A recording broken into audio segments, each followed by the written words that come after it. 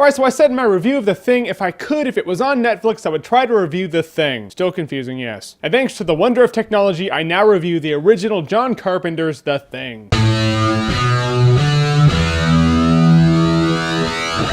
The Thing, again. Need I remind you, the 1982 version isn't the original The Thing. There was one that came out in 1950, who gives a shit, and that was the best version ever. Really? Say, what's the big idea? We need to find this thing, we need to find it now. That's the best version? No. This might be, though. So The Thing came out in 1982, and I heard it's just like the most iconic monster movie. And it actually takes place after the movie The Thing that just came out this year. What's really funny is it has a solid cast. It's got Kurt Russell, he's the original guy, and I saw this one guy, he looked like Michael Jai White. I was like, then this is 1982. Holy shit, that's Keith David. Keith David in his prime playing angry black guy. I wonder if he knew that would stick with him for about 30 years. And it's cool, the second shot of this movie is actually what's happening in the end credits of the new movie, The Thing. And from there I was like, holy crap, I didn't expect that. That's awesome. And it still takes place in Antarctica, and now this thing has moved on to this camp, where it's got to face off with Kurt Russell, Keith David, and Wilford Brimley and his diabetes. And it's a lot like the new movie that came. Actually, I should say the new movie is a lot like the old movie, The Thing. Same premise, this thing shows up, no one knows that there's a thing there until it transmutates in all its 1982 makeup glory, which some of the transformations you're like, dude, that's brutal. Like that first transformation where the dog's face opens up and you see its skull, it's like the Dilophosaurus fins all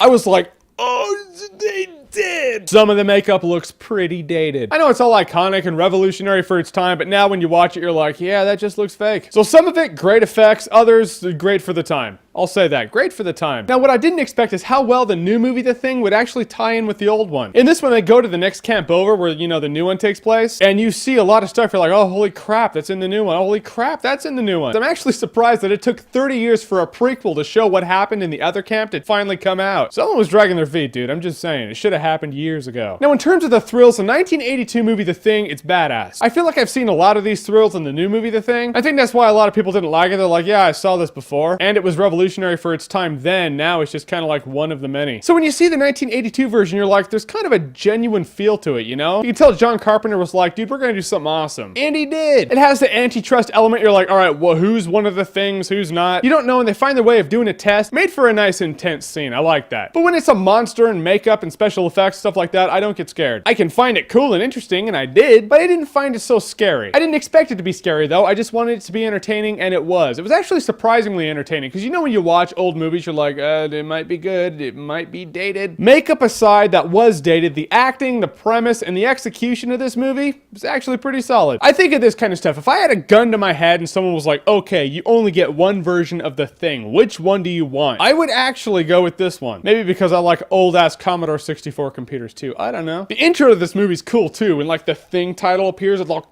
like it's ripping outer space. You don't see that stuff anymore, and you should, because that was horror movie 101. So I haven't bought this movie on Blu-ray or anything like that, so I can't say I would buy it on Blu-ray. However, if someone got it for me, I wouldn't argue. I wouldn't be like, oh, that's a crap gift. I'd be like, ah, cool, I got myself a Halloween movie. So I will say, it's a good time, no alcohol required, check it out. And in fact, if you've seen the new movie, The Thing, and you haven't seen this one, I have a feeling watching this movie is going to make you appreciate both more. It did for me. I appreciated the new one more. I was like, well, they took an effort to tie it in. That's awesome. So the new movie, The Thing, the original Thing, the 1951 version of The Thing, which one is your favorite? Comment below, let me know. And if you guys want some more Halloween-esque talk, I put a link below to the podcast I did with Schmoes No and Serena Vincent. Yeah, you know the chick from Cabin Fever who shaves the skin off her legs, her. We talk horror movies and supernatural stuff, you know, all the good Halloween-isms. I put a link below, check it out. It's a fun conversation. It was a great podcast. And as always, if you like what you've seen here and you want to see more, click right here to see more.